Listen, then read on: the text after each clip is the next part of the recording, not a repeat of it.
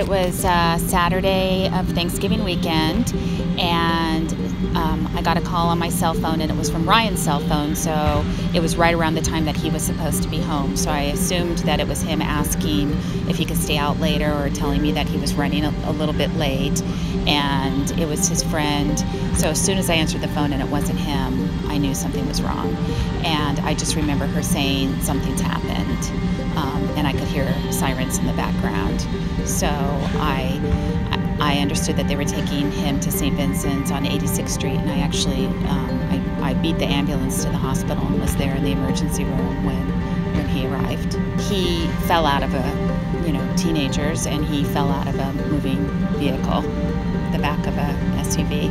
He had a traumatic brain injury, and it was very, very serious, and has impacted and continues to impact, just his entire life.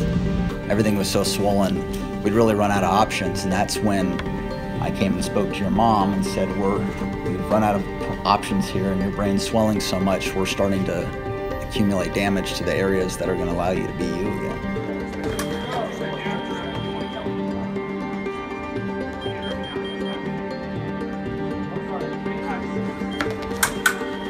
As a last resort, we will take off a very large window bone to allow the brain to just swell outward.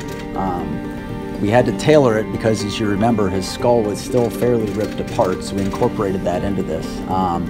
And his brain used every little bit of space that we got.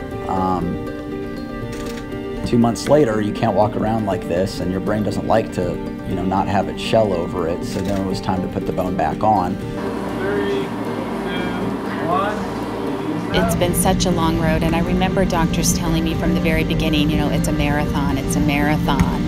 And, I've told people it's kind of like when you have a baby, the days are long, but the months are short. So when I look back at, in some ways that we're coming up on 10 months is hard to believe, but in other ways, it's been so long.